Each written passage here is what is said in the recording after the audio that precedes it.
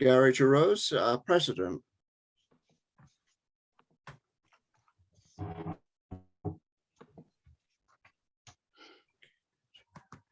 Good morning, everybody, on this rainy morning, and hopefully we'll get a lot of attendance because voting or having coffee out on their dock.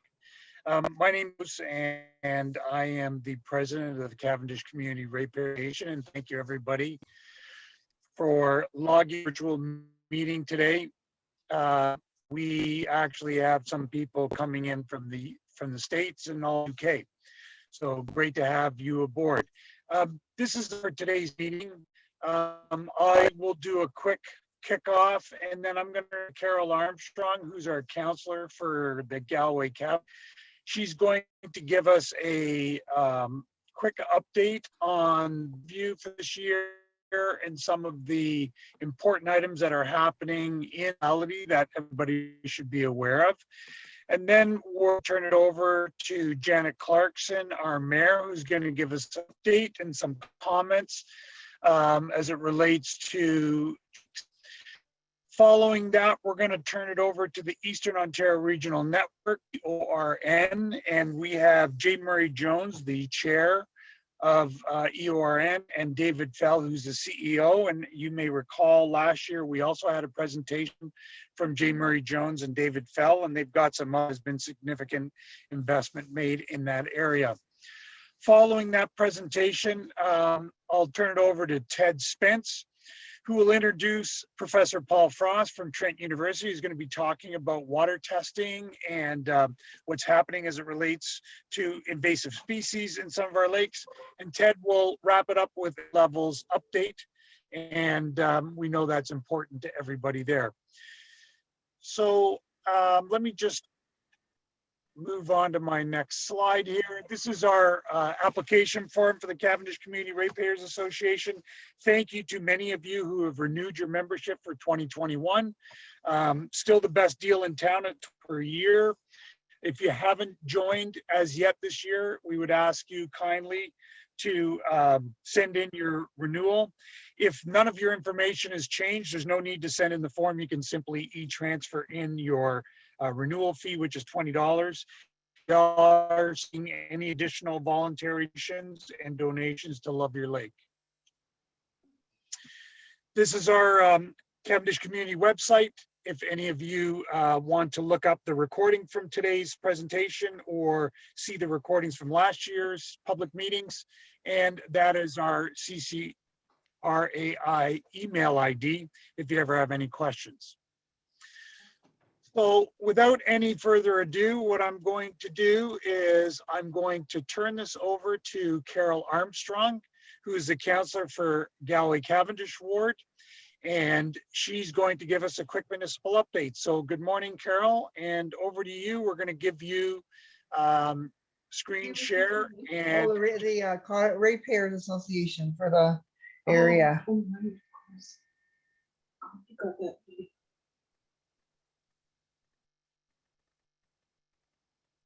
I'll just leave the dishes then. Okay, so this. I'll leave the dishes. Yeah, and I'll do them actually. They're soaking. That's the important thing. And they needed to soak, so. Okay. Well, I'm going to. Okay. I'm going to. Gary, can you see my slide? Yes. No, we can't see a slide.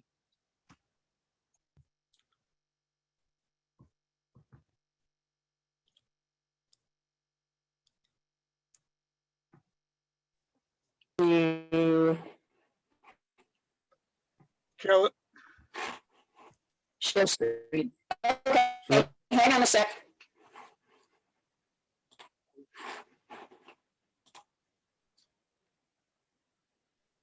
How are we doing now?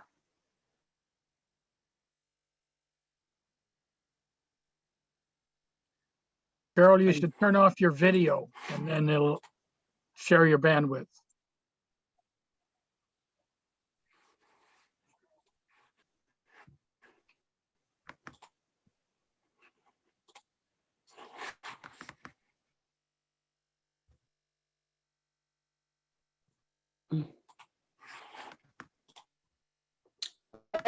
Are we set to go?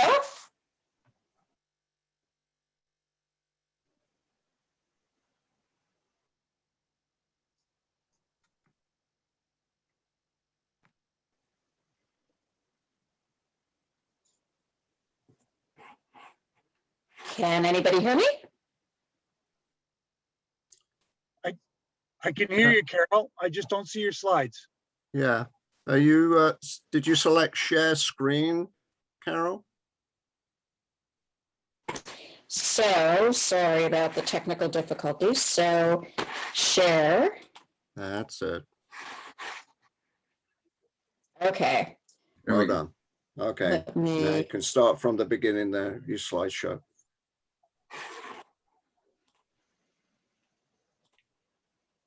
Voila. You're perfect Okay. now, Carol. voila. All right. Sorry about that. Okay. So, thanks, Gary, and thanks, everybody, for joining us on this kind of rainy Saturday. Might be of interest to everybody, although there's an awful lot going on. But let me take you through our municipal budget and taxes for this year, a little about municipal operations, waste management trends, projects that are specific to our local Cavendish area. I'll talk about one major project, which is our 10 or 20-year facility strategy. And then I'll talk about a couple of policy issues that council and staff are wrestling with, and that's short-term rentals and gypsy moss. And I'll end with just a list of other things that are going on. I won't have time to talk about them, but at least I will let you know that they're being focused on. The 2021 municipal budget is $14 million. That is a 10% decrease over last year, which sounds good. However, all of that decreases in the capital budget, largely due to the completion of the Beaver Lake Road project last year. Operating costs are up 4%, and that's driven by a very large increase in insurance rates, COVID expenses, labor rates, and labor costs. That $14 million budget is funded from a number of different sources.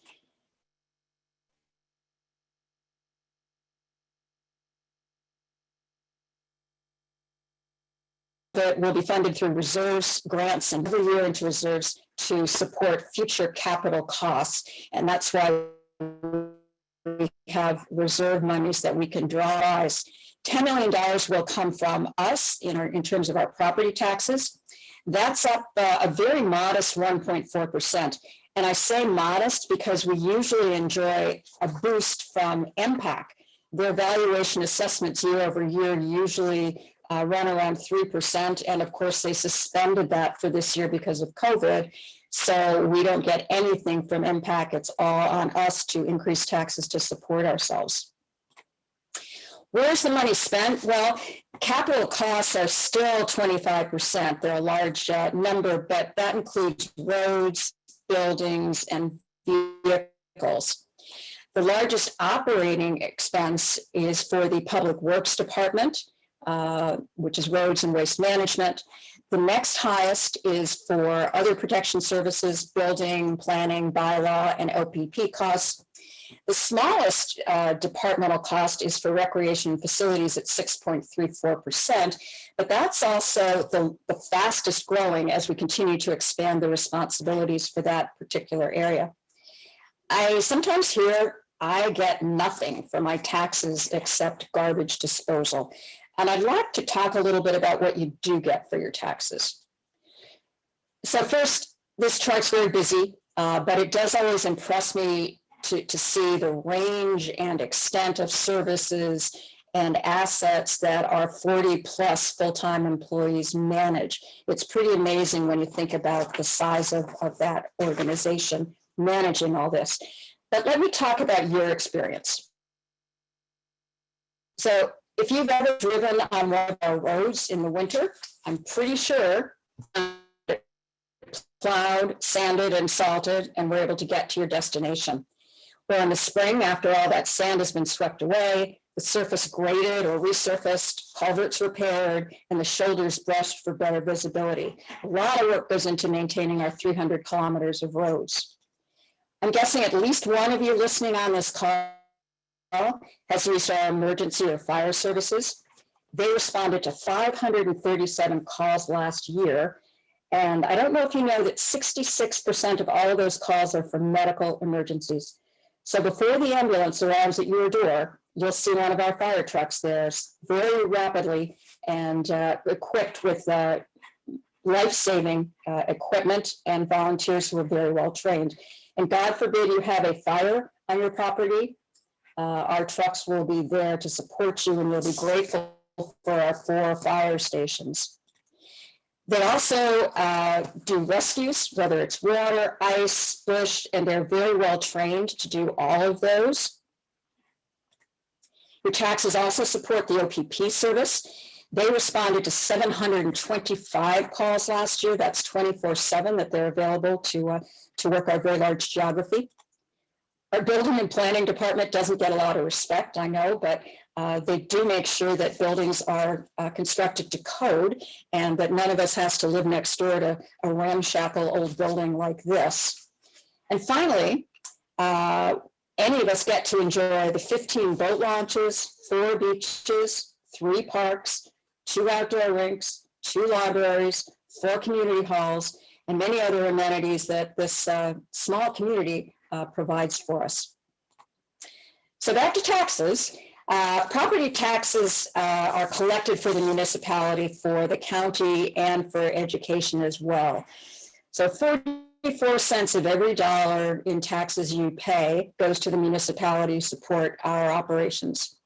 38 cents goes to the county, and as the upper tier, they have responsibility for county roads like the 507, health services, social services, waste management, and housing. And the remaining 18 cents goes for education and administration. Bottom line, for every $100,000 of value that you have in your property, you will pay $879.43 in taxes this year. A modest increase, and significantly less than many other municipalities who are not as well prepared or financially sound as Trent Lakes going into the COVID pandemic that we all experienced. Our operations during COVID, certainly our municipality was not immune from the significant impacts the pandemic had. There was uncertainty about what the financial impact would be and the availability of grants to support that. Our population increased exponentially during that time as snowbirds were grounded, people came up here to work from home, people came up here to live, period. And that traffic at our transfer stations and increased building permits and renovation inspections and questions. So imagine a 40% increase in demand on a staff that is static. Kudos really to our staff for managing that. Along with that, staff worked remotely for periods of time and had to have meetings online. Our tax arrears went up a little, not greatly, partly because our staff worked very closely with residents to create payment plans that they could manage and imposed a 3-month tax penalty-free period. And of course, there were increased costs for COVID-related items, and the staff continued to change and flex as the restrictions changed from government. However, the pandemic did serve to expedite changes that make our operations more efficient and more user-friendly. As you know, we are now live streaming and recording. Building permit applications can be done online. Much of our HR operations and our building permit processing is now outsourced. There is an e-procurement platform for RFPs and tenders, and most of and archives have now been, in the midst of all of this, staff worked really hard with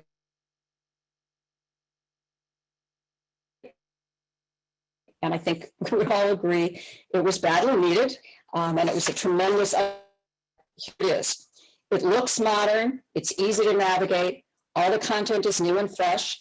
And I have to say, I personally have been very impressed with the search function. I've been able to go in and quickly find information, documents, contacts, things difficult. So I encourage you and all of your neighbors to go and explore it at that website. Now on to waste. I want to give a shout out to CCRAI. This organization has been very involved in setting strategy for waste management, and it has paid off. Our numbers have been really good in this municipality. Here's the waste numbers for the past 4 years. As you can see, we're on a track to slowly decrease waste year over year, and then 2020 hit with COVID. And not surprising, year over year, the waste amount or volume actually went up 13%. Not behavior driven, not policy driven. That's purely because of the number of people who are up here full time. In the first 4 months, that number was up 18%. Again, no surprise because COVID really didn't hit until March or April last year. So again, it's just waste that's been shifted from other municipalities into ours. The most important metric, I think, is diversion rate. How much of our waste are we reverting or diverting into fiber and container recycling? And very good. And I think what's important is looking at our performance relative to the rest of the county. The county average in 2019, the last year we have numbers for, was at 52%. And you can see Trent Lakes is sitting there at 62% and leading all of the others, although Asphodel Norwood made huge strides last year. Not sure why that is, but we need to keep our focus on this. We need to continue to reduce our environmental footprint. And I want to thank everybody for doing their part in contributing to that. I'm going to talk a little bit about projects that are specific to the Cavendish area. Last year, yay, we completed the Beaver Lake Road reconstruction. A new retaining wall was put into the transfer site, which makes it safer for staff and residents. And the sports pad at the community center was reconstructed. It took a couple of tries, but it's finally done. And that's completed now. This year, you will see the construction of a new small public works dome. That will provide indoor vehicle storage for public works and also a protected area for our employees to put chains on and off, something they didn't have before. A new pumper truck has been needed for years. That's finally on order. There's a request into the OPP to create community safety zones along Highway 507. That will allow fines to be doubled for violations, in particular for speeding violations, and where there will be signage to support that. We know speeding continues to be a problem on that highway. And for the second year in a row, Cavendish has been the focus of our septic inspection program. 300 systems are inspected a year. Why do we do that? Well, it is the most effective way we have to ensure that septic waste doesn't find its way into our waterways, lakes and rivers from malfunctioning septic systems. Does the program work? Well, over 6 years, only 80% passed the first inspection. Another 7% passed the second inspection. But that would say that 13% of our systems failed and needed corrective action. So we're catching that. And I think that's a really important thing environmentally for us to stay focused on. I'll talk about one major project, which has been a source of lots of conversations over the last many years, and that's our municipal facilities. Like many other municipalities, our infrastructure is failing. It's old, it's not functional, and it's certainly not energy efficient. A 20-year facility replacement plan was approved in 2020. It went through a number of iterations, but I think a reasonable consensus was finally arrived at. $13 million. That's a lot of money. However, it will be funded primarily through those reserves I talked about, grants, the issuance of debt, and as a last resort, taxes. Key principles around this strategy, and again, a shout out to CCRAI that was very involved in all of this work and made a number of great suggestions. Public works and fire stations will be combined wherever possible. Obviously, that's a more efficient way to approach things, and we will be doing that in Cavendish and Buckhorn. Each of our wards, there are 3 of them, will be supported with its own local fire and public works structures. There will be some centralization, but it will only be for the mechanical and wash operations. That will be at 49 Depot. And that's really for efficiency, who's certified to do that work. And finally, Parks and Recreation will have their own base of operations, probably be co-located with Public Works at the 49 Depot.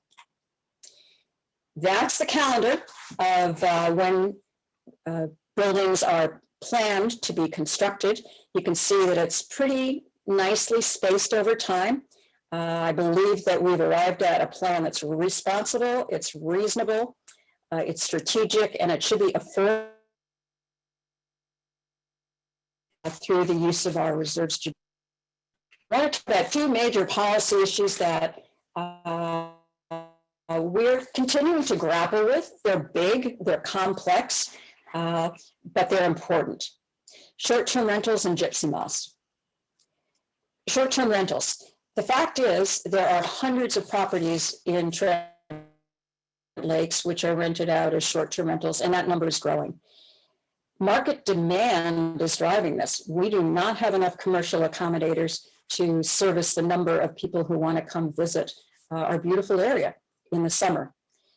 Many short-term rentals absolutely are managed responsibly. They don't create any more disruption than any other neighbors that we have who create disturbances. However, there are exceptions, and those exceptions are particularly problematic and are driving lots of complaints and loud complaints.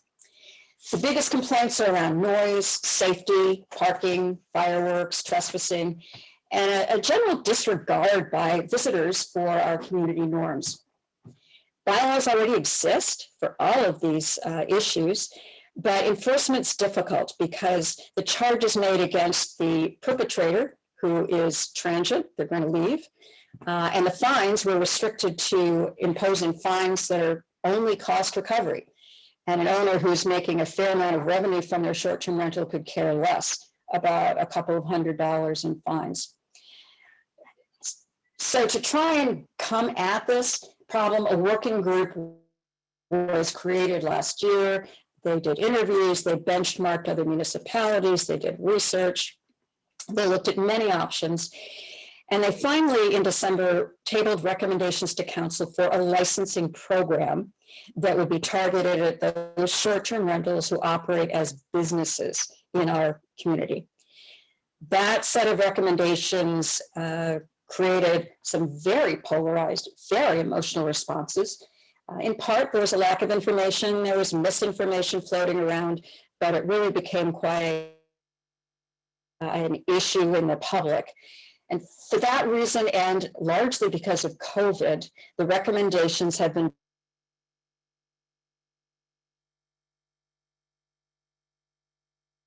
that will allow for us to go to our neighboring municipalities, take actions as well on this, and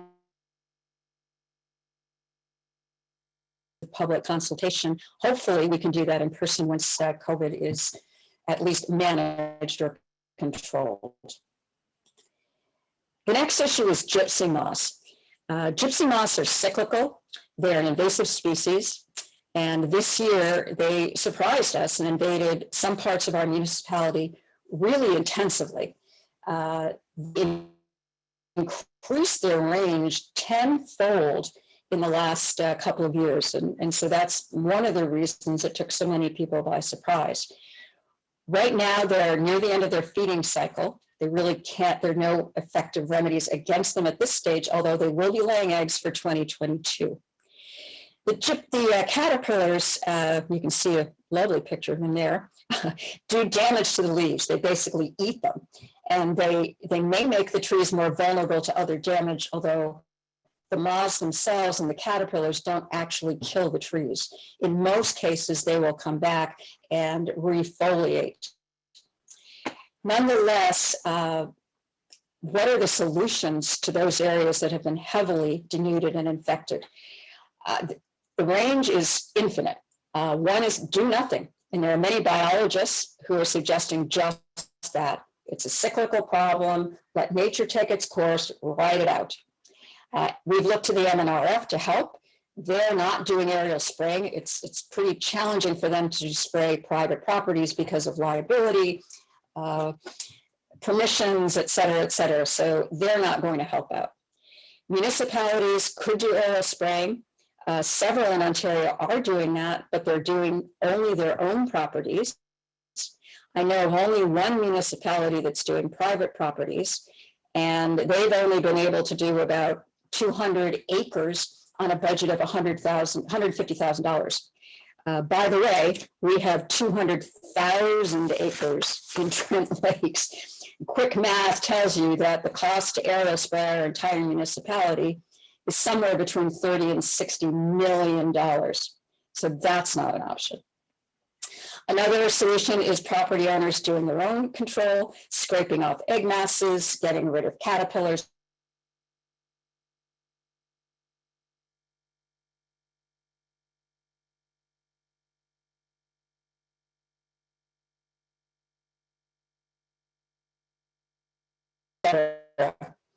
So it's a challenge, but we will be developing a plan for 20 that's been done as for 2022 and look at alternatives. We have created a new web page on our new website, which has a lot of good information. If anybody wants to go take a look at that, I suggest that you do. It hasn't been a huge problem up here in Cavendish, although it is localized, but if you drive through Buckhorn, particularly past the BCC, you will see entire areas of trees that have no leaves anymore. That I really don't have time to talk about, but I want to just let you know. We do have now our 24/7 call center in place to report bylaw infractions.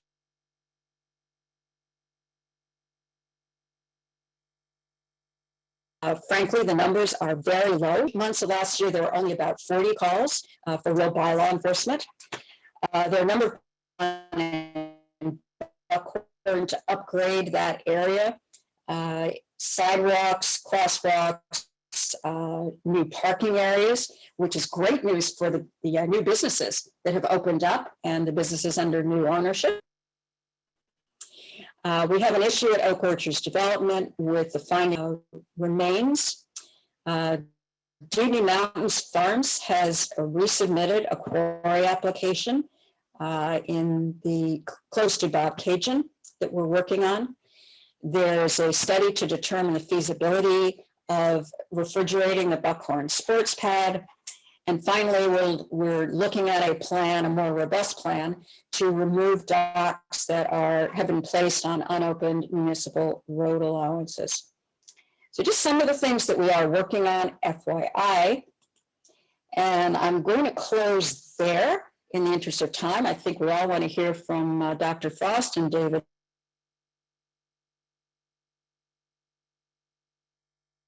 If anything's come through in the chat box, I'm happy to answer, or anytime, please email me or give me a call. Thank you very much, Carol. Appreciate your municipal update. Thank you very much for that. Very comprehensive, and thanks for the shout outs to our organization that have been involved in a lot of items with the municipality to the benefit of everybody. What I'd like to do now is move it over to Mayor Clarkson. And so Janet, if you could just unmute your computer, and then Carol, if you've stopped sharing your screen, then Janet should come straight up.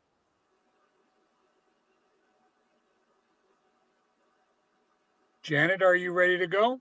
I am. Perfect. Go ahead, Mayor Clarkson.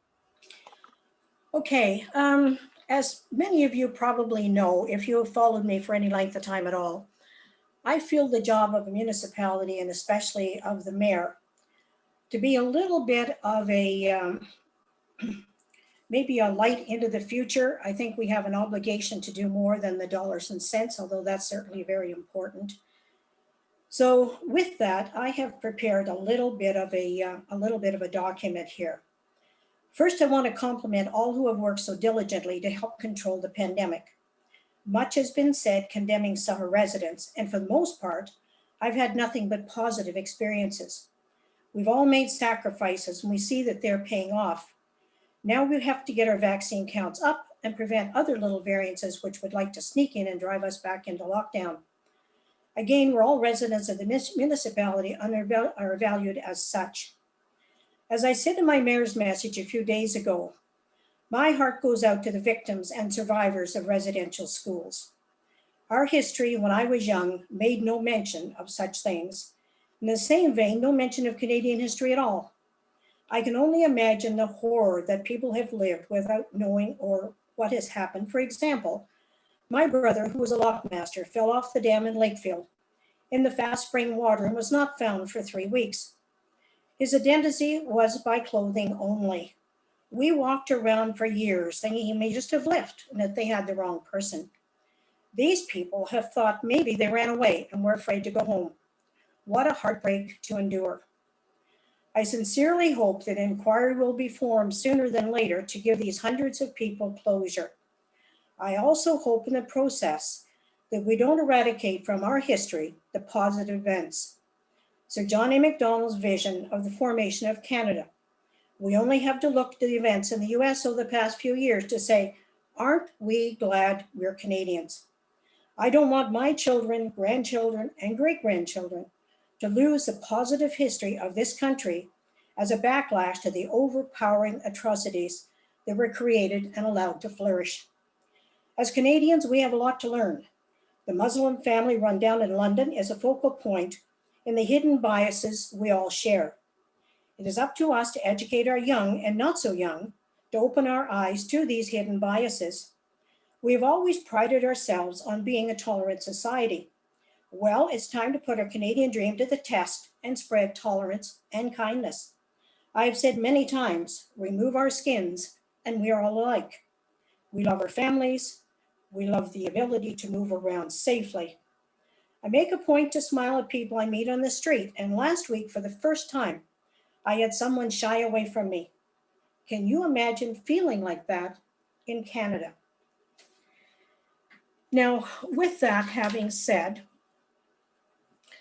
Carol spoke about the gypsy moth at length, and we are certainly working very, very diligently on that.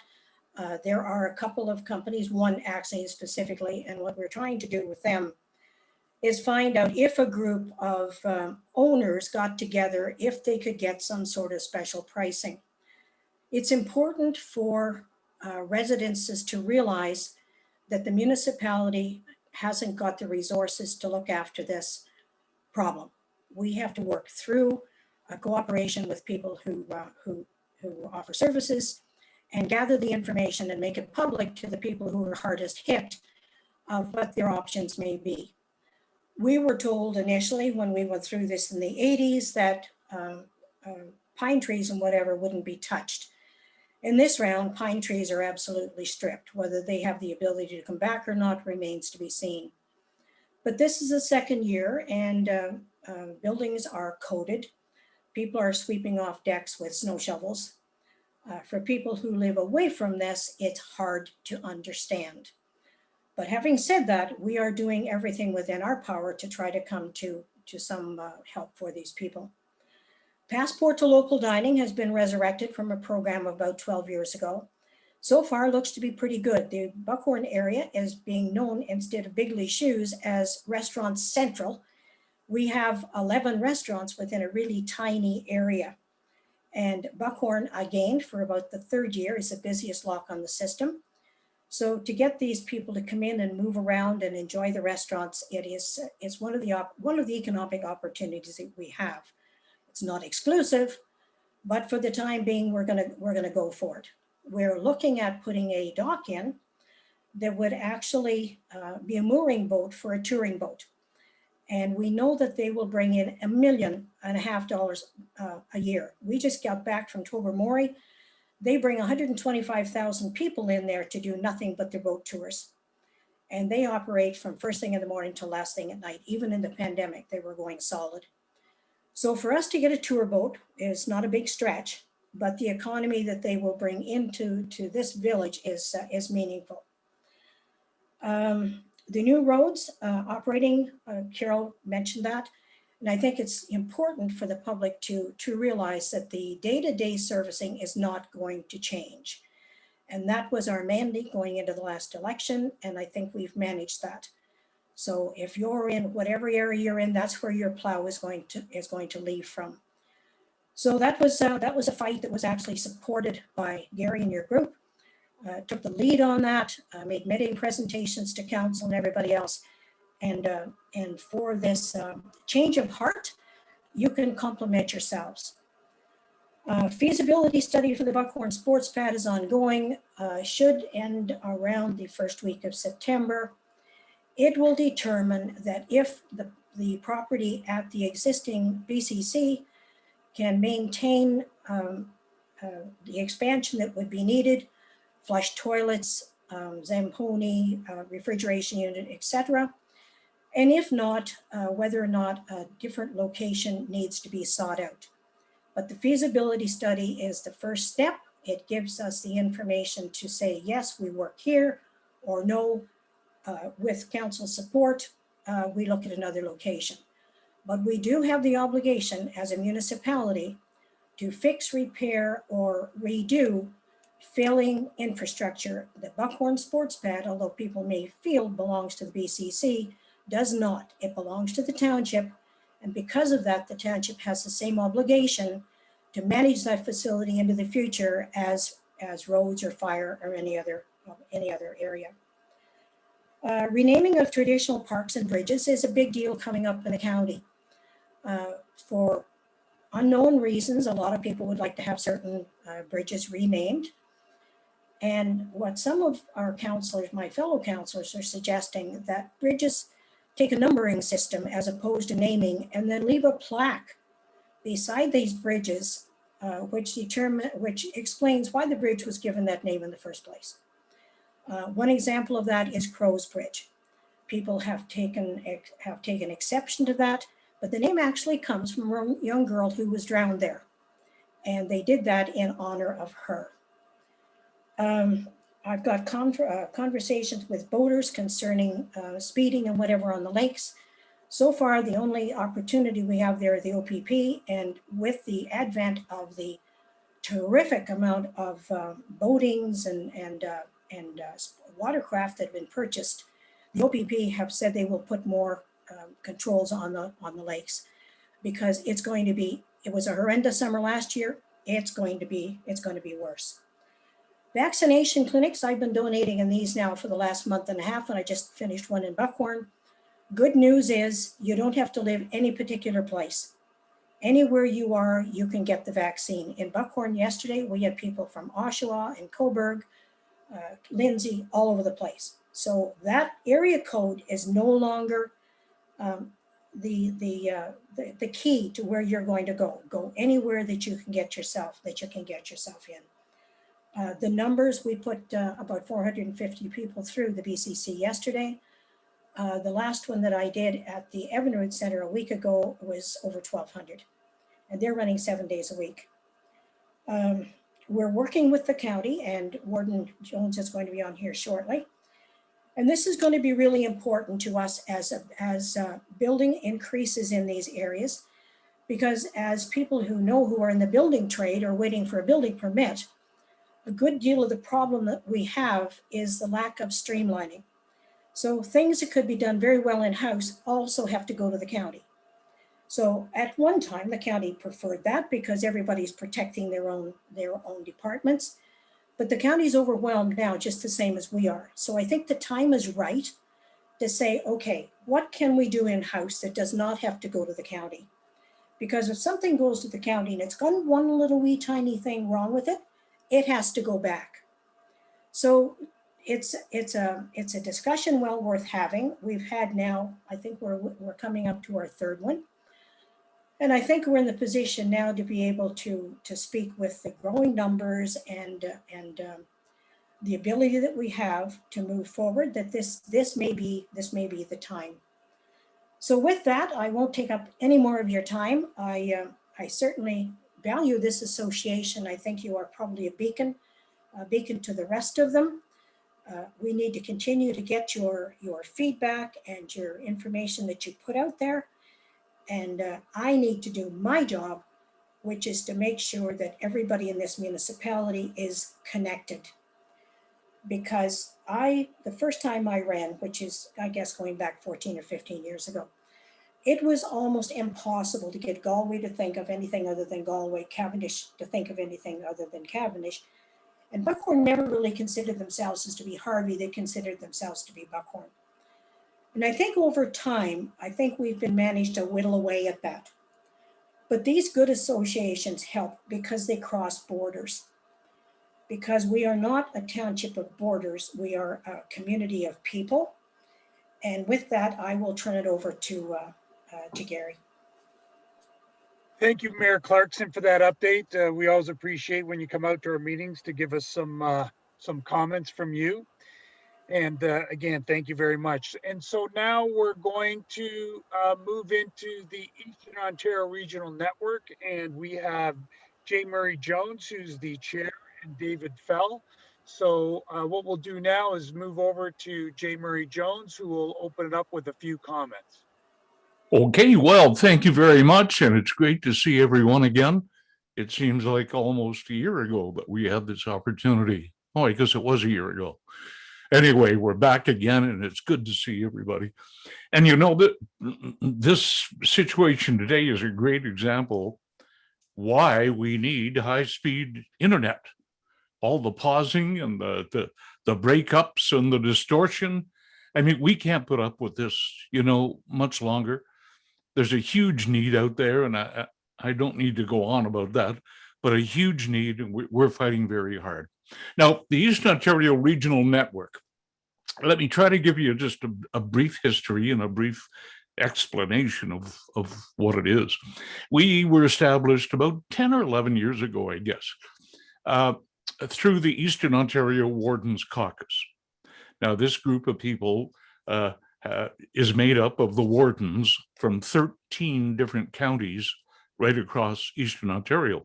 And that's from the city of Kawartha Lakes right through to the Quebec border. So we represent something like 750,000 people. So we recognized back then the need for high-speed internet. Many of us were still on dial-up, maybe many of us still are. But we recognized that need many, many years ago. And we started going to the government and saying, this is no good. We need to solve this. And we started with a huge project back then where we built an internet highway across Eastern Ontario that allowed internet service providers to tap into that highway and provide us with much better speeds than we were all used to. You wouldn't have even what you have today if it wasn't for that project. But back then, we thought it was a huge, huge improvement. But the word Netflix had never even been invented yet. Nobody anticipated how much of a demand was going to be on this thing called the internet. We certainly understand that now. So EORN have continued the battle. We finished that project, of course, many years ago. We have continued that battle to this very moment. We are now in the process of recommending and pushing a 1 gig project. And what that is, huge, huge amount of money. We know that. But it's a matter of doing it right the first time and getting people like you and me access to internet, just like you would in downtown Hamilton or Peterborough or Toronto, wherever you are. We all deserve that same treatment. So the project we are recommending right now means putting fiber into 95% of homes and cottages in Eastern Ontario. We're ready to go. We've done all the background work, the research, and all we need is federal and provincial money to make it happen. So we're still doing that. The good news is we're in the middle of we've just started a project for cell gap coverage. As we all know, you can go to many areas, probably where you're sitting right now, and you can't get a cell signal. Well, we're about to change that. Our cell gap project through Rogers Communications has started already. Construction is underway, and we're all going to be seeing very noticeable improvements in cell gap coverage. So that's what EORN does. We represent the wardens, we represent the municipalities, we represent Trent Lakes, we represent Peterborough County, we represent everyone in trying to get this appropriate amount of internet service for all of us. We all see how important it is during COVID, that's for sure. So I don't need to go on about how important that is. Anyway, we're fighting very hard. I can't tell you, as chair of the EORN board, I can't tell you how many meetings I've had with federal and provincial people. I just don't go there. We've been fighting very, very hard. So the technical end of this is going to come out of the mouth of a man who lives and breathes this. That's David Fell. David's the one with the funny headphones on right there. Hi, David. I didn't know your ears would be cold. Good morning, David Warden Jones. David is the CAO of EORN. And believe me, this staff are highly professional and they know what they're doing. And if you do have any questions, he's the guy to answer them. So that's it in a nutshell. I don't want to go on too long. You know how important this is. We know how important this is. And you know, you need proper internet. You shouldn't have to go through a meeting like this and stop and start and not hear somebody. So we continue the fight, believe me. So I'll turn it over to David, who can be a little more technical on this subject. And thank you very much, everybody. Keep your chin up. We're working on it. We're doing the best we can do, and I hope it changes in the very near future. So thank you. Thanks, Warden Jones, for that great overview. If I could ask the person who's controlling the meeting, can I share my screen so I can bring up a slide presentation? Is that okay? Absolutely, yeah. Your slide is up. Okay, just give me one moment to set up the proper.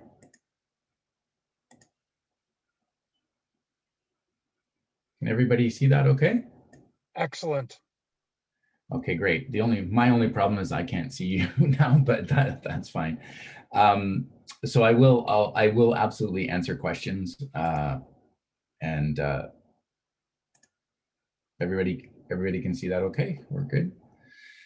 So as Warden Jones said, there's really two things we want to talk to you about, and one is about fixed internet, what you would use in your home to connect your computer to the internet, and the other is about the cell gap project.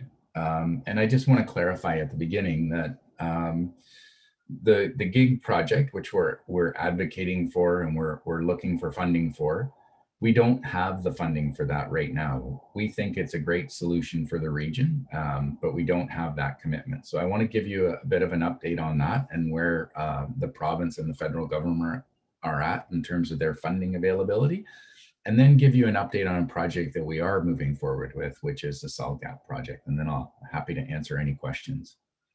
So the GIG project, actually, what's really interesting is we heard from lots of people like you, residents and businesses, that even though we were able to significantly move the bar with our first project, that people still needed better access to fixed broadband. So back in 2018-19, we did a whole analysis of the region to see what it would cost to get everyone in the region up to the national standard of 50 meg down and 10 meg up. And then remember, this was before COVID. And when we did our first project, everyone asked us, well, why didn't you just put fiber to the home in the first place? And we knew back in 2010, the estimates were that it would have cost around $1 billion to put fiber to the home. And we had 175 million. So we went as far as we could. But this time around, we decided to cost out what it would take to actually get fiber or a gig to the home. And we put all of that analysis together. I'm going to show you what the demand area looks like for Eastern Ontario. So in the federal government, there's one of the branches is called ISED, Industry Science Economic Development. And they collect information from all of the internet providers about where people have service of 5010. So when you look at the green sections on the map, those are the areas that people already have access to 5010. The pink area is where we know that people live and where they work. We have impact data that shows where all of the residents are. So that's where people need access to the internet, but they can't get it. And you can see that Eastern Ontario has a huge amount of the area that needs access, but doesn't have it. So we put all of that together. We started doing the cost analysis in 2018. We presented a business case to Canada and Ontario. And as Warden Jones said, you know, we believe that this project could cost between 1.2 and 1.6 billion. But the reality is, and I'm going to show you on a couple more slides, the importance of internet has really come to the forefront. And there's well over $10 billion available from the government of Ontario and the government of Canada to try and connect people. So we think that these numbers are not unreasonable, especially when we look at the potential contributions from the private sector and the success that we've had with raising funds from the private sector with our Cell Gap project. So we continue to submit letters and requests to both the provincial and the federal government. And one of the things that I really appreciate about the Wardens Caucus is they take a very evidence-based approach to bringing these business cases to senior levels of government. So they asked us, well, what would the impact in the region be if we were actually able to do this project? And we hired 2 economists to do crunch the numbers and look at this. And you know, here's an example. One of the statistics says that property values increase by about 7% when they have access to high-speed broadband.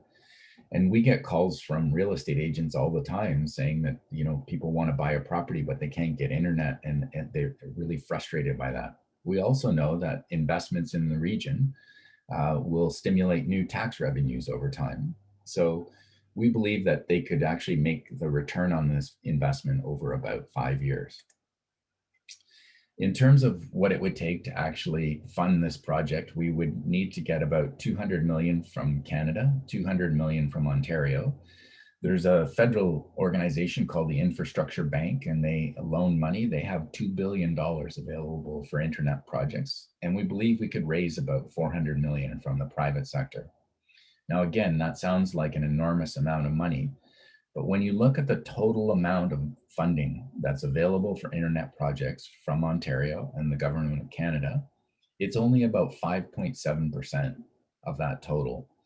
And of $7 billion, there's actually a little bit more than that available. And I'll show you that in the next couple of slides. So we think, given the number of households in Eastern Ontario that don't have access to the internet at the speeds that they need, that's actually a proportionate and reasonable amount of the funding that's been made available. So when we started back in 2010, as Warden Jones talked about, you know, the government of Ontario and the government of Canada, they might have had a couple $100 million available each.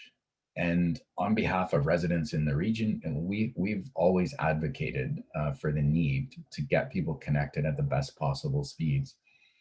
And it's really been amazing in the last 2 years how much money is now being made available because of the importance of connectivity, the ability to do online education, to work from home, to get access to doctor's appointments. So just in Ontario, they launched a program in 2020 with 150 million. Sounds like a lot of money. But over the last 18 months, the provincial government has added in an additional 530 million and then 2.8 million more. So there's really, the provincial government has about $3.2 billion allocated for improving broadband connectivity, and they're about working on a plan to announce how they're going to give that out. And we're trying to tell them we have a plan for the region that we think could definitely would be the most efficient and the best for everyone in the region. As I mentioned, the federal government has also launched their program. They launched a $1.7 billion program called the Universal Broadband Fund. You will have seen recently some announcements of rapid response projects. These are small projects that can be completed in 2021. And we do know that there are going to be more announcements for projects around our region in the next couple of months.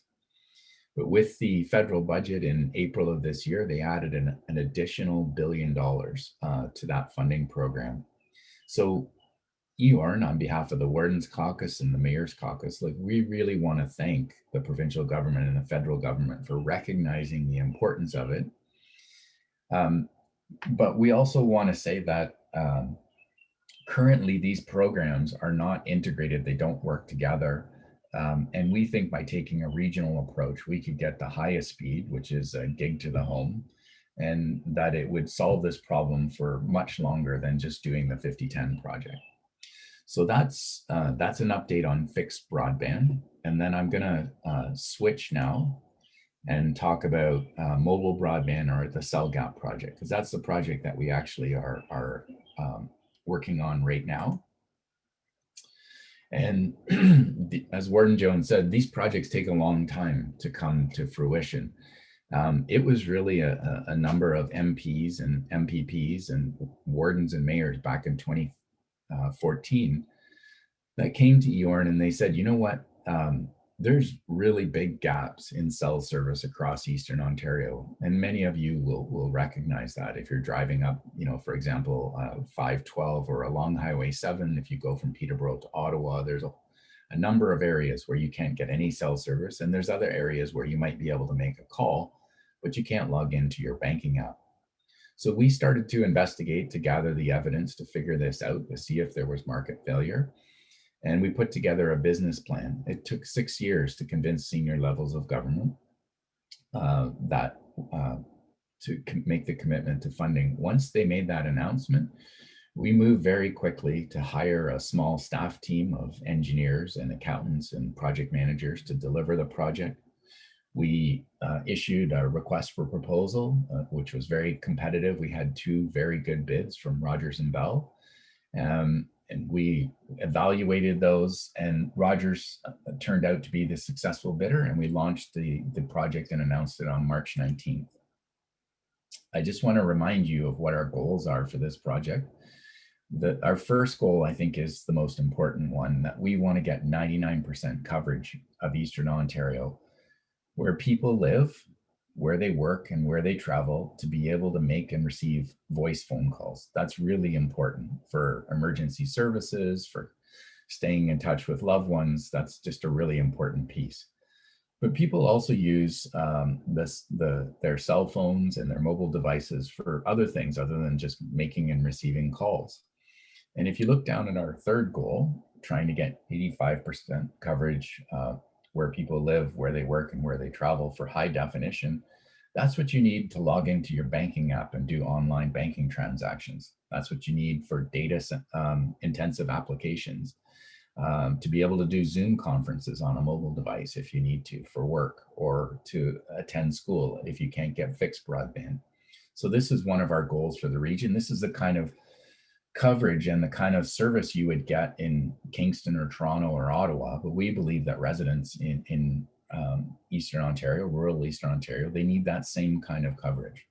So those are our goals. And the contract that we've signed with Rogers, everyone is interested in how many new towers there are going to be. And I do want to say that in some ways it doesn't matter how many new towers. What really matters is how can we achieve those goals of the 99% and the 85%. So in Rogers' proposal, they have about 300 existing towers or sites around Eastern Ontario.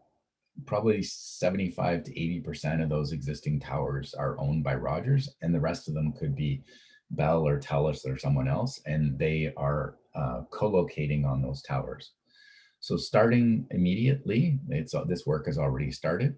They're going to be adding radios to those 300 existing sites. And when those radios get added and turned on, people will receive additional coverage and better speeds and bandwidth right away on those existing towers. Sorry, I'm just seeing 2 more minutes. Okay, I'm going to go really quickly. And we'll also have to add 300 new sites over that length of time. So in terms of the technology, I just wanted to reassure, these are the normal cell towers that you would see around the region. And you know that the federal government is still considering whether or not to ban Huawei from Canadian networks, and Rogers does not use any Huawei gear, they use Ericsson. In terms of the financial breakdown, the federal government has contributing $71 million, the provincial government is contributing 71. The Wardens Caucus and the mayors are putting in 10, and we originally thought the whole project would cost about $215 million, but Rogers is coming to the table with over $150 million, and this is now a $300 million project. In terms of the location of the towers, you'll see about 300 existing sites on this map, and as I said, those are going to be upgraded right away. The location of the new towers are not on the map because the new towers are just, they're theoretical, they're in design until they go to the municipalities for land use approval. So local municipalities actually have a say in where the final location of the tower is. They can approve that. And once the local municipality approves it, then we can add it to the map and it's public information. Peterborough County that we're in contributed $680,000 to that $10 million. And I'm going to skip to the next map and show you this is actually Peterborough County has 25 existing sites that will be upgraded with new 5G, and there will be 20 to 30 new sites that will be built over the next 5 years. So we think Peterborough County is definitely going to achieve all of our goals for coverage for the region. We've done a lot of research on the benefits of this project. It will allow for competition in the region. But Rogers has also come to the table with a number of community benefits related to the project, and we'll be talking more about those as the project goes forward. So in terms of timelines and next steps, we're still in the process of getting approvals from First Nations for the duty to consult. We've been working with them actually since 2020. The project was launched on March 19th. We had over 350 people attend the virtual launch. And starting this summer, as those new upgrades to the existing towers start to happen, there will be additional launch events, and I'm sure through the county, people will be invited to participate in those virtual launch events. So thank you very much. I'll stop sharing, and I'm happy to, Warden Jones and I are happy to answer any questions. Well, I want to thank you, Warden Jones and David Fell, for your great update on the EORN project and all the good work you're doing on how to get better cell service and better internet service up into our beautiful lake areas. Thank you. Thanks for your time. I don't see any questions on the chat. So with that, what I'm going to do is turn it over to Ted Spence.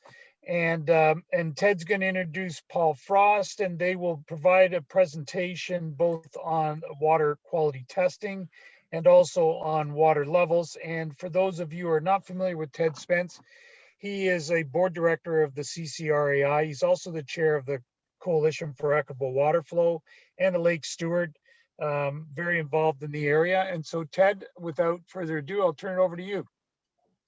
Okay, thank you, Gary. Can you hear me? Yes, we can hear you. Okay, then I'm very pleased to have the opportunity to introduce Dr. Paul Frost, Professor Frost from Trent University. Paul is the David Schindler Professor of Aquatic Science at Trent. He's been at Trent for more than 15 years. He's a graduate. He originally came from Oregon, and he studied at the University of Rochester, then at Ohio State, where he studied zooplankton in Western Lake Erie. And after that, he did his PhD at Arizona State University, but he studied the ecological trophic interactions of of benthos in the boreal lakes. So he's always had interests that covered into our area. He has more than 100 publications, and most important for our work today is that he is directing the Trent Aquatic Research Program, which includes significant work monitoring the water chemistry and water quality in lakes in our area. And he's going to share that information with us and give us some insights into how we might better manage our water bodies here. So let me, without any further comment, turn it over to Paul, the David Schindler Professor of Aquatic Science at Trent. There you go, Paul. All right, thank you. And you can all hear me, that's okay? Good for me. Yep, and my screen's shared. Yep. Okay, thank you everybody for being here on a Saturday morning and giving me the opportunity to talk about our aquatic research program. I'm gonna just start by describing what we do with our aquatic research program, and then I'll share some results from the studies we've been conducting in the region, and then I'll end by talking about kind of like how we can use those results to better manage our water. And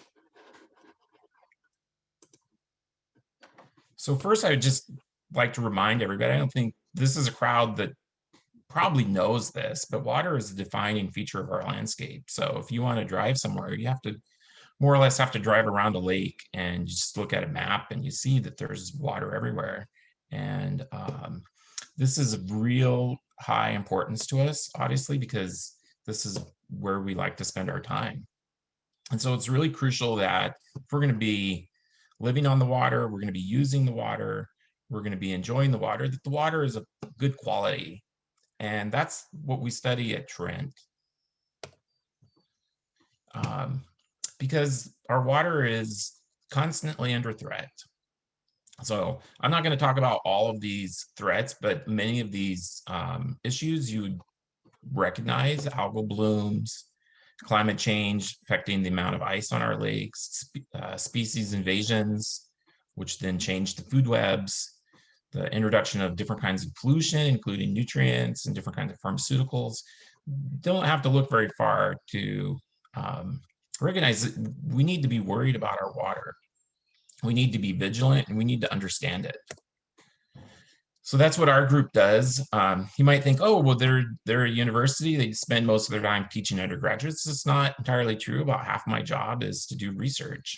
And as Ted mentioned, my background is on lakes. So I've spent 15 or 20 years studying lakes, understanding lakes, knowing about the physics and chemistry and biology of lakes. And that's the knowledge that I'm bringing to our research program to study lakes in our area. So we call it the Kawartha region. So the Kawartha lakes, but also we have a particular focus on the Kawartha Highlands and the lakes in that area.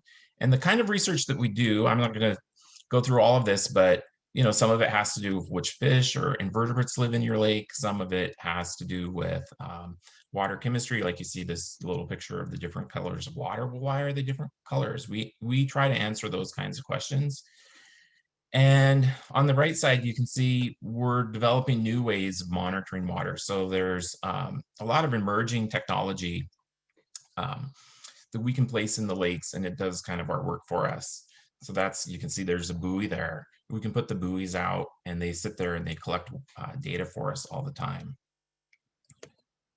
And of course, as a university, we also teach, and education is a big component of what we're doing. That's not only teaching undergraduates in the classroom, but also being out in the field with graduate students. So I have a full lab full of grad students who are interested in working on water as their profession, and we teach them how to collect water, how to analyze the water, how to figure out what all that data means. And then a third part of what we do with our aquatic research program, which doesn't seem directly connected to the research or the teaching, is what I'd call outreach. So we want to take the information that we're collecting and give it back to the community. And we do that in various ways. So in the past, we wrote an educational booklet about the algae that you might find in the Kawartha Lakes. We are right now in the process of producing water quality reports for lakes in the highlands that you may see some of these coming across your computer pretty soon. We also organize an annual lecture where we invite an international expert to come to Trent and talk about an emerging water or environmental issue. And then of course, we use our data to write scientific publications. So this is a little bit maybe disconnected or one step away from what you would have access to, but it's an important place for us to collect and compile and communicate our results. And this is kind of just the surface of what we do. So that's the overview of our aquatic program. I'm going to show you what we're doing specifically in this area.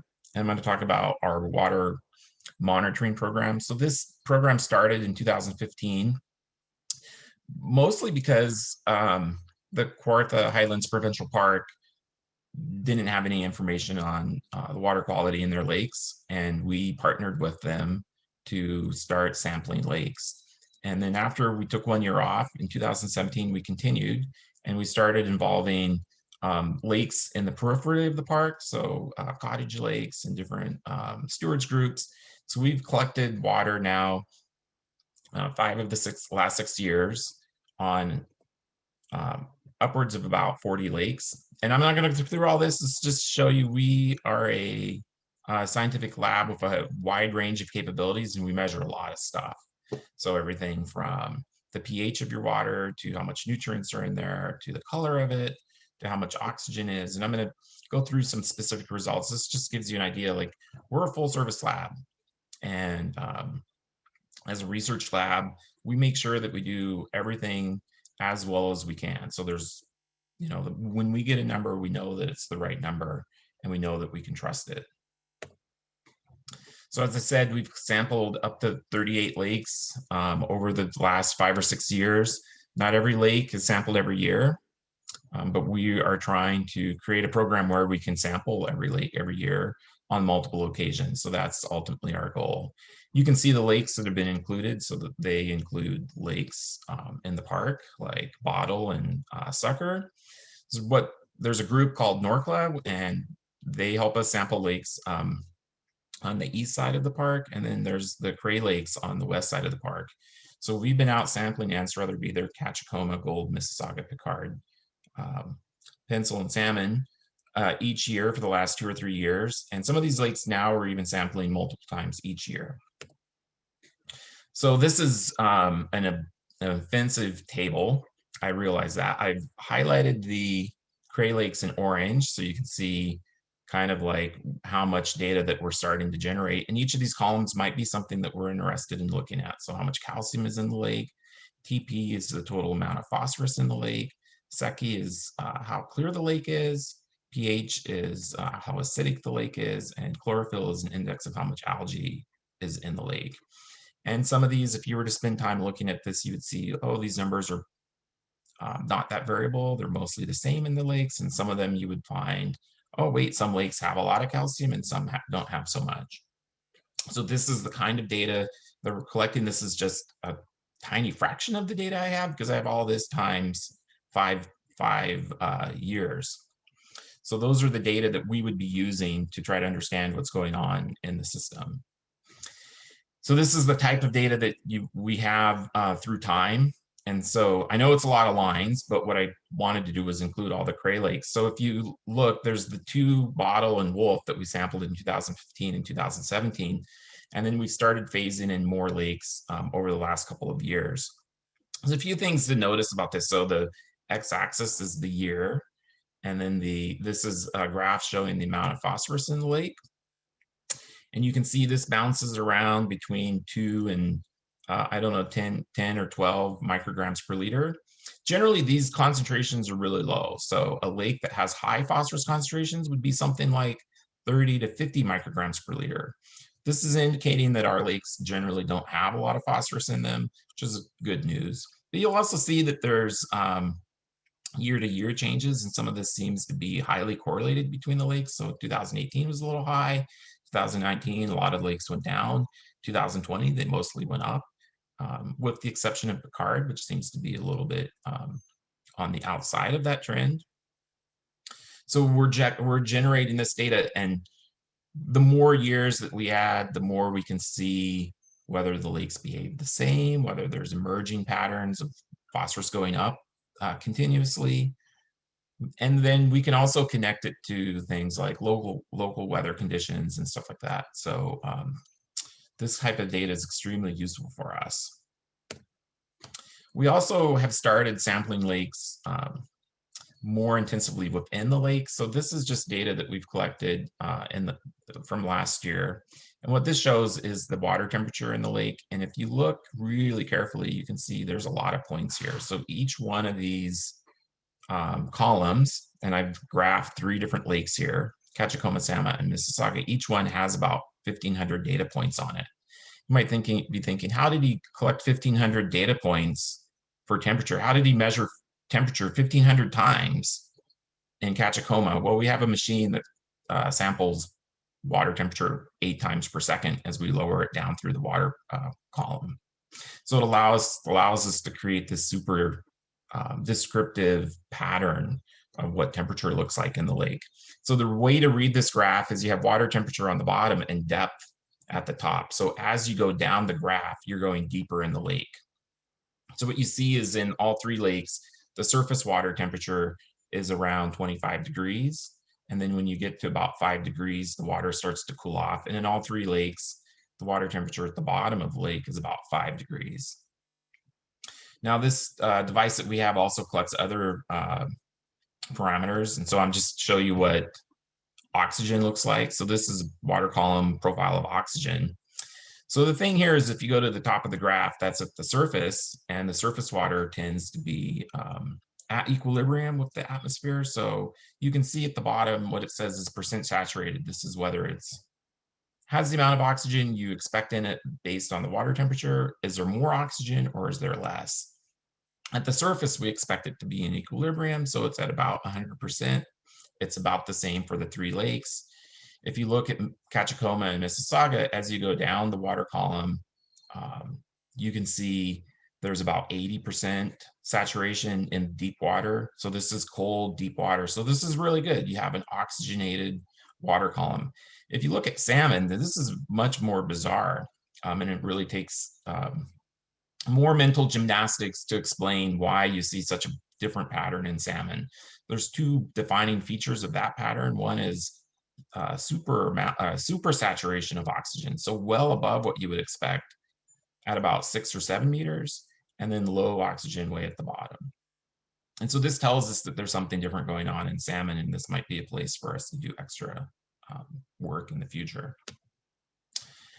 Final graphs and data I'm going to show you have to do with calcium concentrations. And so in this graph, what I've done is each of these points is a different lake, and I've ordered all the lakes in our database from low calcium to high calcium. So there's a lake here that has calcium at around 2 milligrams of calcium per liter. The lake with the most calcium is around 37 milligrams per liter. And I haven't put the names on these lakes yet. I'm just showing you sort of like what the distribution of values are. So around 25 lakes in our database have less than 10 milligrams of calcium per liter. And then we have about 10 lakes that are above that. So why would we care about that? Of what particular importance could that be? Well, you may have heard about starry stonewort, and that this is a new invasive plant that's invading some lakes in the Kawartha region. And we should be concerned because it's not in many of our lakes, but we need to keep it out. Well, the thing is that starry stonewort is a hard water plant. So it has particular needs for amount of calcium in the water. We don't know those requirements precisely. They sit somewhere in this 10 to 20 range. And so if the starry stonewort arrives in a lake that has more calcium than this, so up here, that would be these lakes over here. So you would want to be very vigilant and super concerned about starry stonewort showing up if you're from one of these lakes. But if you're from one of these lakes, starry stonewort probably will never be able to survive. It could be introduced, but the probability of it persisting is quite low because there's just not enough calcium there. So hopefully this is the point where I have everybody's attention and you're wondering, wait, where is my lake on here? Which of these dots is my lake? And so I'm going to show you that now. And so this is, before I do that though, I just want to say, this is the reason why we need to do water testing, is because without this data, you would never know. And with this data, we can then make better management decisions. Like maybe we should spend more time concentrating on keeping starry stonewort out of these lakes and less time. I'm not saying we shouldn't worry about it in these lakes, but it's a lower risk. So here we go with where the lakes are. And so this is,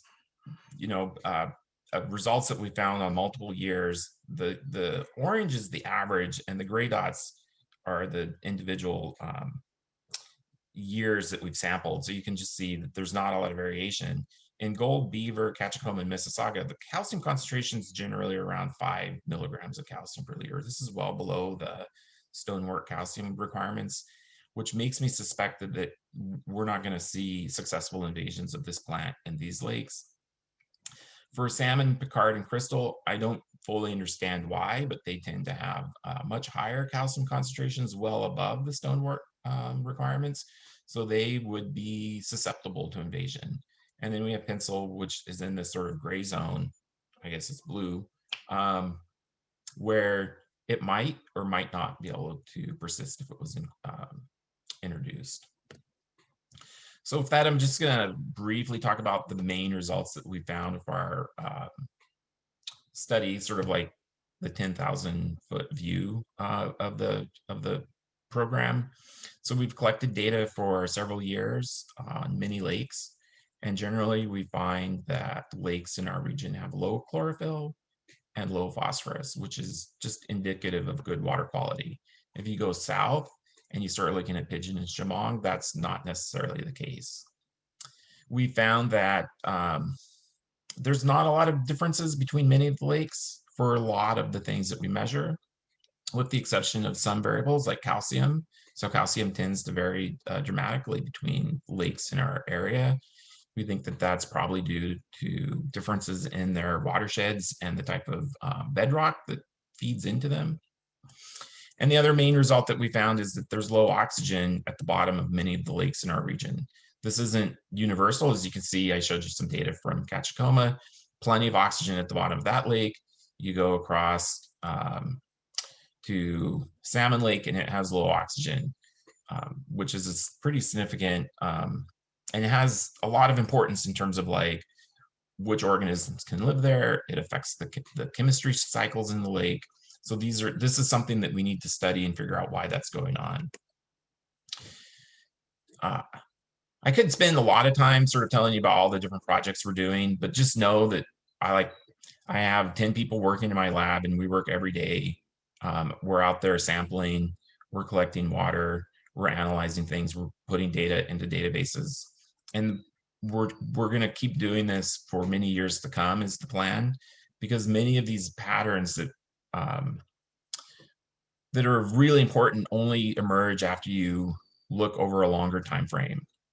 We definitely need to do more seasonal sampling, and this is what we've started doing this year. Some of these variables change on a daily or weekly basis, and so if you're only sampling once a year, then that's a major limitation of the data that we've collected. We also do experiments. Many of these are small scale experiments, so these are where we take water and then we change some aspects of it, and we see things like how fast the algae grow. And we're definitely working on standardizing our sampling and improving our data storage. So it doesn't really help us if we collect water if we can't make some sense out of it. And that means doing the right kinds of chemistries and collecting the data in the right way. So finally, I'm going to end by just talking about like what you can do. This is always a question that I get, like, okay, well, that's fine, but like, how do I help?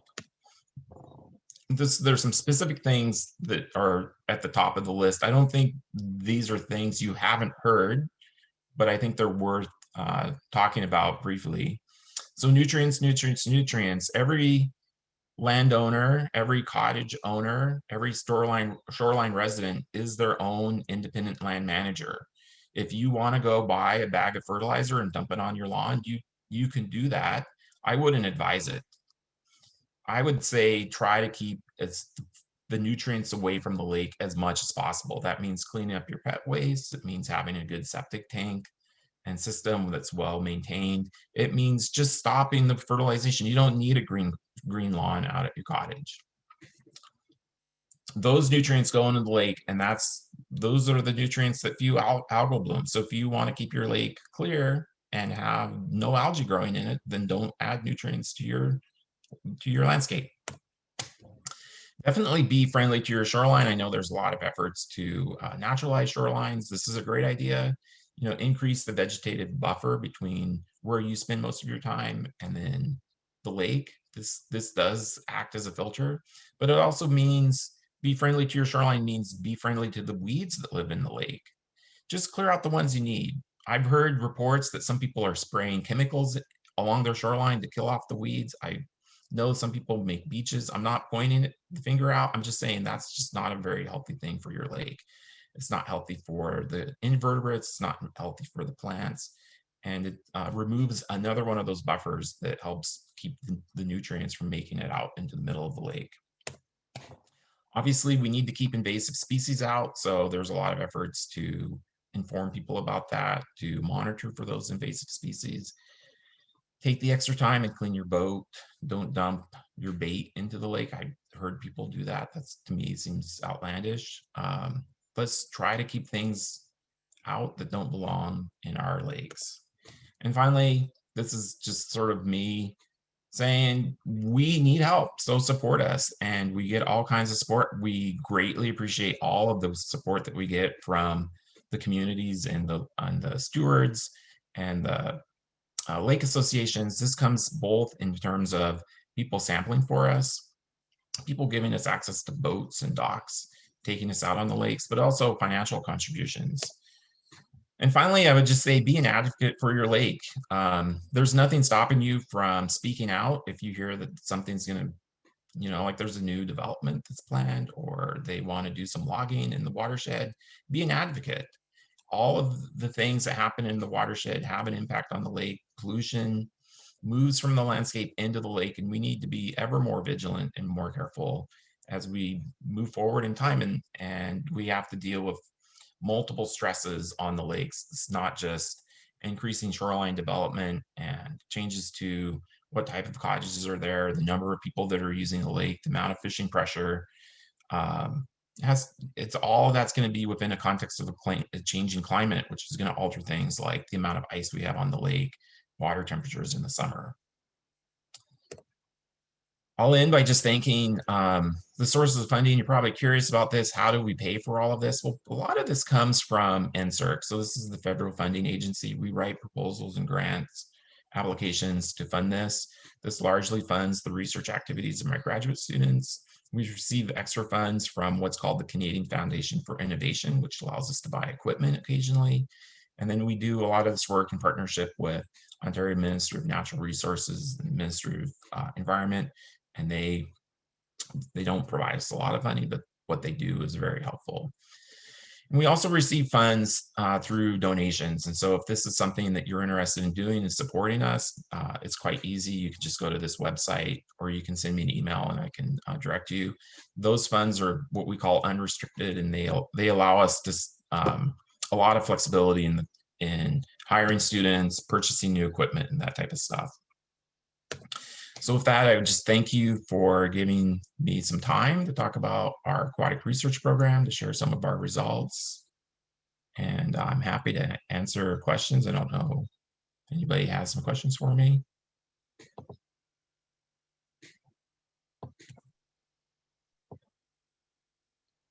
Ted, any questions there? Yeah, Paul. Sorry, we live on Gold Lake, and we've been told that the Giardia have really kicked up high. Is that something that you've noticed elsewhere in the chain of lakes? That's a good question. Giardia and other types of pathogens isn't something that we normally measure. I would suspect that it's not, but I don't know. Sorry, I don't have a good answer for you. I do see a question in the chat, which is there a way to reduce calcium to our lake? Now, this is a really interesting question because there's many lakes north of here which have very low calcium concentrations, and they're trying to figure out how to increase calcium to their lakes. The problem is that managing calcium is really difficult. So there's not an easy way to add calcium, and I would actually say it would be far harder to reduce calcium. Because the calcium feeding into your lake is coming from rock that's dissolving. And so unless we wanted to do sort of like a billion-dollar mining project to remove all the bedrock, that would be pretty hard. So we're sort of stuck with those calcium concentrations. They are kind of what they are. It's a great question.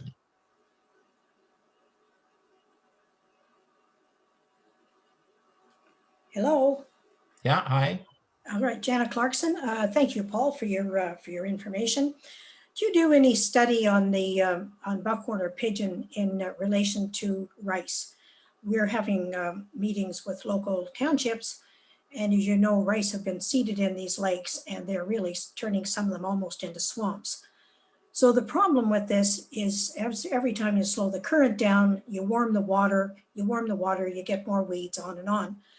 So with the types of studies that you do, it would be very interesting to see some of those studies on buckhorn and pigeon, because we are part of the Kawartha Lake chain.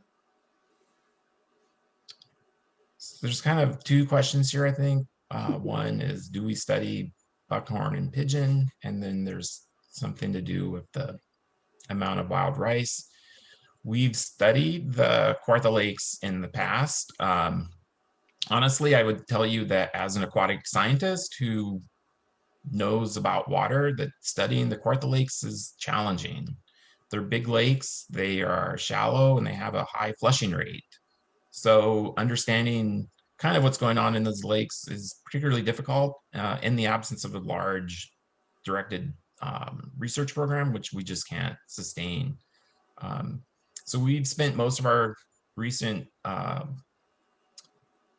research on the lakes north of the Kawartha Lakes. I can tell you though that the wild rice, it's a historical plant. There has been wild rice in the system in the past, and so even though it may have been seeded, it finds a happy environment in these lakes. They're shallow, and there's a lot of light, and the sediments are nutrient rich. So if you didn't have wild rice, you probably would have milfoil, or you'd have some other invasive plant. The lakes are weedy. And I can just tell you as an aquatic scientist that that's the case. If you went anywhere else in the world which had similar lakes that are shallow with nutrient-rich sediments, you would find weeds. And it's not very satisfying. I know people don't want to hear it, but you kind of have to learn how to live with the weeds. Is there ways for us to navigate around them? We just have to recognize that if a lake is on average 3 meters deep, there's going to be a lot of weeds in it. And whether it's wild rice or some other weed, that's going to be there. There is one way to get rid of the weeds. If you really want to do it, we can start dumping nutrients into the lake and cause algal blooms. That would reduce light to the sediments, and we would end up with green water, but the weeds would be gone. So this is really kind of a deal with the devil, right? Like, we don't really want to do that. In some ways, the weeds proliferating and increasing over the last 20 or 30 years is because we've been successful at reducing algae, which should be seen as a success story, but because weeds aren't really desirable, it sort of creates a secondary problem, which there isn't really a good solution for. Follow up, please. Go ahead. Okay, you made mention of thanking people for the use of their boats and docks and whatever. I would like to make our boat and afternoon free to take you to a tour to just what this problem looks like.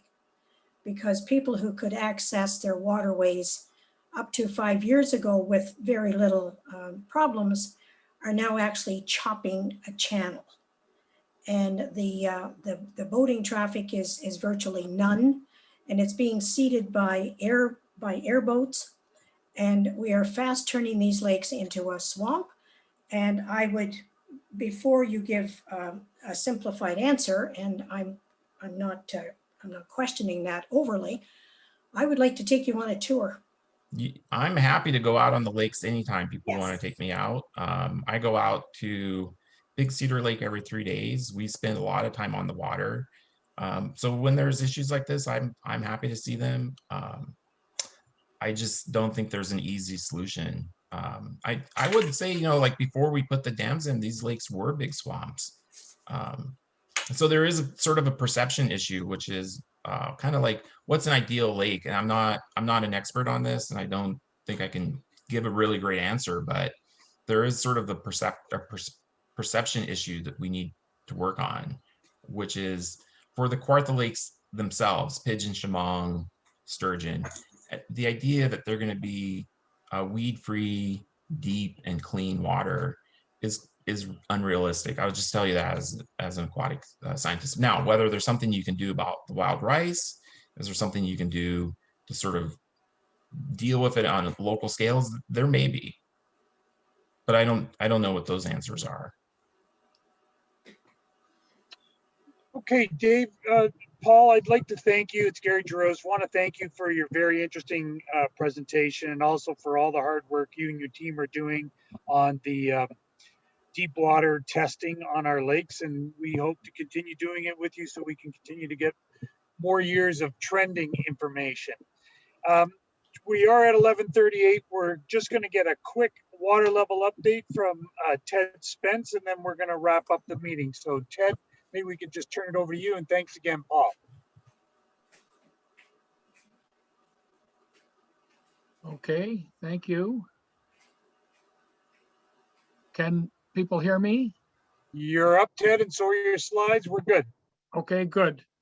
Then I want to give you an overview of what's happening on our water levels. Everybody is seeing out their front doors what's going on. I mean, here's the bad news in a picture. Let me just try to get rid of some of this stuff beside me here. This is the water level graph as of yesterday. As of yesterday, we were 40 centimeters below the average level for this date. You can see the difference here. We're at a level that we would normally expect to see in the first week of August, and we're still in June. And we're also at the lowest level, but we're 10 centimeters below the lowest level recorded in the last 35 years here, which represented by the purple line. So let me just take you through a few slides to see how we got here, and we'll talk about what's happening now. Just reminding you, this is the map of the whole of the Trent Severn waterway. The waterway, of course, 400 kilometers long, comes through here and down to Trenton from Georgian Bay. When we talk about the reservoirs of the Trent, we're talking about the Gull River Basin with 17 reservoirs, the Burnt with 13, and then the area of what we call the Central Lakes, which is the Mississauga Dam, Crystal Lake, Eels Lake, Jack Lake, and Anstruther, which are the 5 lakes in our immediate area. Another way of looking at the whole system is these are all the bars in this diagram are dams. The Trent Severn is operating over 100 dams, but they have 35 reservoirs in the reservoir area of Halliburton County and northern Peterborough County. This is our area here. Here's Mississauga with the Anstruther flowing into Gold Lake and then on down through Mississauga and downstream. All of these slides will be on our website. Now, this is a really important slide in terms of where we've been and what we've been experiencing. Last fall, you'll recall last summer was also a drought for a long period of time, but on the first weekend in August, we got a month and a half of rainfall and we avoided the worst of what was coming. But by the time we got into the fall, in October and November, we had a major shortfall again in terms of the rainfall. and December had about normal precipitation. But by the time we got into winter, we had very dry conditions in the soil. So the soil and the watersheds froze up with very dry conditions. Then over the winter, we had sort of normal precipitation in December. January was a very dry month, but more important, in January, we had no thaw activity. So we had no melting in January like we normally do, and we had no rain, no significant rainfall in January. So when we got to February, we had a normal or more than normal snowpack on the ground, but underneath it, the soil in the watershed was extremely dry. Then in March, we had another very dry month, but more important, in March, we had very warm temperatures. In our area, we were lucky because the melt occurred a little bit earlier than it did further north, and it occurred slower.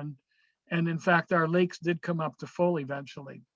But up in the Halliburton area, in the other large reservoirs, in the 35 reservoirs, many of them did not fill because as the snow melted, it melted, especially during that week when we had over 20-degree temperatures. You'll all remember we thought we were going to start summer in March.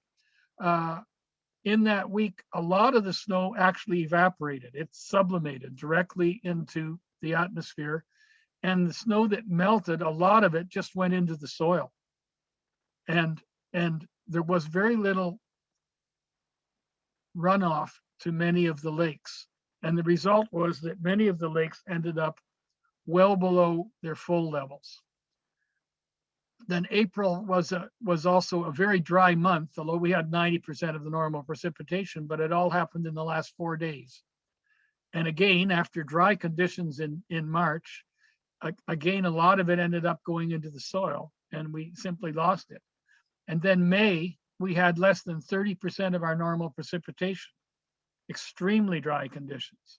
In June, we've been pretty well dry until yesterday.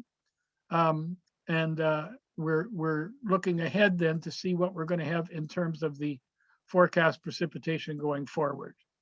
All of these words are really what I just said, except I want to emphasize that the Trent-Severn waterway opened at the end of May. Long before that, they were already on absolute minimum flows through the Kawartha Lakes, and minimum flows down through Peterborough. The waterway has the Kawartha Lakes, which the mayor was talking about a minute ago, have very warm temperatures and high evaporation rates already this year. In talking to the Trent-Severn people this week, they were directing 33 cubic meters a second from the reservoirs into the Kawartha Lakes, and only 15 cubic meters a second was going down through Peterborough. The rest of that water was all evaporating from the large Kawartha Lakes already this year. So we're in a very difficult situation with very low water levels across the system. And this is the result that we're seeing. One of the things that we see on the websites every week now is a projection. We call it a drawdown forecast. And here's Mississauga Lake. Last Monday, we were at 2.07 meters, projected to drop 27 centimeters over a 2-week period, and continue to drop. It's interesting, these numbers that I scribbled here on the side, at the beginning of this week, we were 36 centimeters below our average for the date, below our full level. But up at Hawk Lake, which is another one of the large reservoirs, they were already 70 centimeters below their full level. And Kinesis, the second largest reservoir after Mississauga in the system, was 60 centimeters. So we're looking at extremely low water levels. In discussing with Trent-Severn last week, we were talking about how serious the shortfall is. We'd normally expect about 190 millimeters of rainfall in June and July, or July and August. The estimate is we need 250 this year to make up for the shortfall we already have in terms of the deficit in the Trent Severn Basin and over the reservoirs in the soil and in the lakes. That's just a huge shortfall.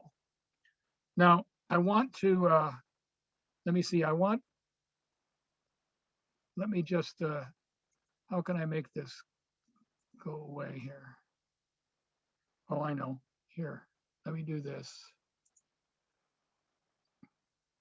Let me show you the Coalition for Equitable Water Flow. This is cewf.ca. I just want to show you where to get this information yourselves. This is probably the best site for you to use as your base. If you want to put your email address in here, you'll get updates every time Trent Severn posts something. Up in And the you got top, to share your new screen. You're still showing your other screen. You have to change the share screen. oh, how out do of I your do tray. that? How do I do that? Just go to your share and go to the new screen that you want to show. There we go. Have you got it now? Now we got it. Okay, so I'm saying if you want to put your email address in here, you'll get updates when we change things. This is, we usually put a weekly commentary here to make clear what's going on as it relates to our lakes and the reservoirs. Up in the top right are the three most important links. The top one is the water level website. The next one is the drawdown forecast. So if you go to the water level website, you come to water levels. You can also go to drawdown. If you come down here to the Mississauga River and you click on Mississauga Lake, you will get the graph that I showed you before of the levels. And you can also click here for the table, which shows you exactly each day what our water level is. And the important thing here is you can see how fast it's going up or going down. So for example, a few days ago, it was going down 3 centimeters a day. Now it's going down only 2 because we're getting closer to the log setting that we have at the present time. If you clicked on the drawdown forecast, you get to click on the drawdown forecast from the beginning of this week, and it would show you a table like this for all the reservoirs and how much each one's going down. And you'll see that right now, our reduction in levels on Anstruther and Mississauga are among the highest of all the reservoirs. Now, the reason for that is they draw the reservoirs as equal percentage drawdown. And since our reservoirs were full in the spring and nobody else's were, we ended up with water levels that were significantly lower than some of the other sites. So if we just go back now for a moment to our own water level graph, which is going to pop up here. There's just no doubt that we need an incredible amount of rain. And right now there's a forecast for the next 5 days, including yesterday, for up to 4 inches, of rainfall. We desperately need it. We need it over the entire area, all the way down to Rice Lake and towards Lake Ontario, but we especially need it north of us, up to the major reservoirs in the Gull River Basin, where they've been low. We know that the Trent Severn Water Management Team is standing by today and tomorrow. They will be out at our lakes replacing logs if the situation warrants it.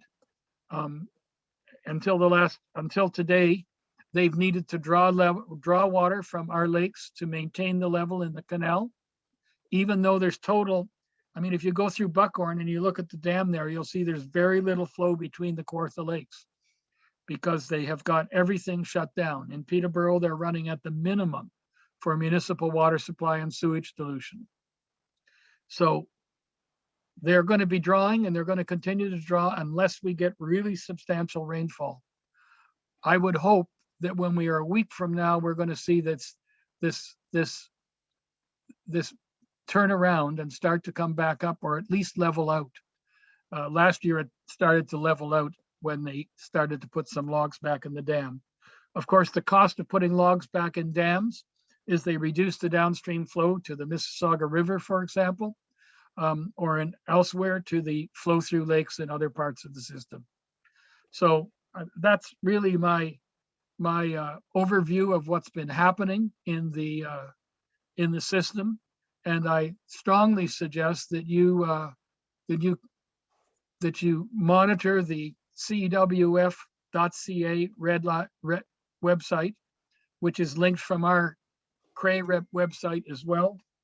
And when you get to this site, you can read the latest updates, but more important, you can check the water level website and the drawdown forecast.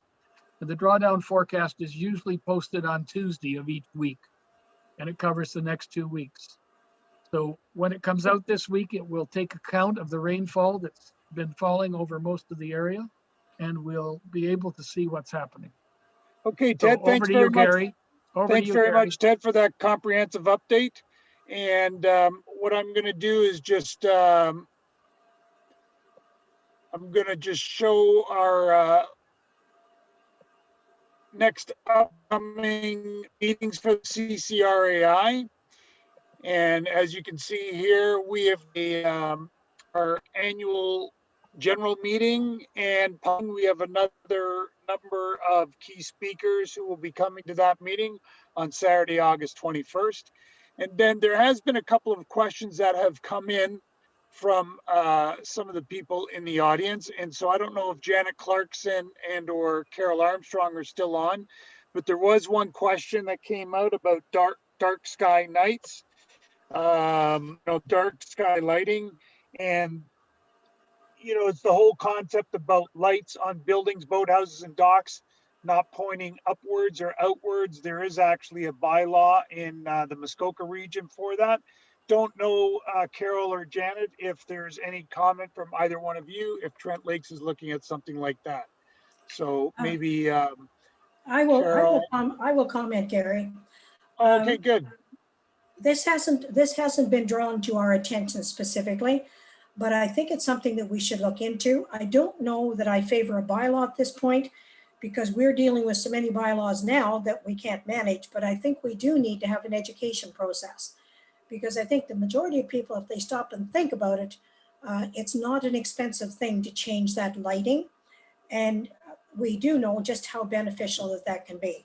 So I would certainly take a lead on going to council and raising this, and then determining, maybe through economic development, through associations like yours, but probably with our website, just to point out the advantages to doing the night sky protection. I know we've traveled places and they'll say, this is a stop, you can stop here and see it. Now, with everybody's headlights going by, I'm not sure how successful that is, but I know the idea is good. I want to take this 1 minute to say to Ted how much I appreciate your unbiased opinion of this. You have a good round idea of the problem, and like everybody else right now, the shortage of water is everybody's problem. In the 1980s, one of the solutions that we had at that time was they limited the lockages. So, because I know every time they lock boats through, it's a tremendous amount of water that goes through. But I think with the amount of boat traffic now, that the backups would be horrendous. But I imagine that Trent is thinking of that. The other thing is that was really problematic in those days is if you did get a lot of rain, there was no ability to get the logs in time to save it. Now, when there's such a drought below, whether or not that is applicable now, but I know in real time that ability to save that water is important. I could just answer that quickly. I can tell you that the Trent Severn has the appropriate crews on standby to be able to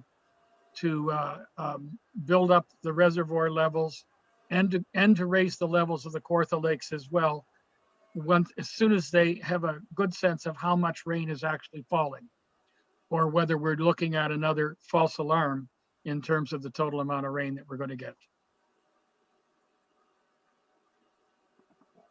Okay, thanks for that, Ted. And with that, what we're going to do is wrap up our meeting for today. I want to thank everybody for attending today.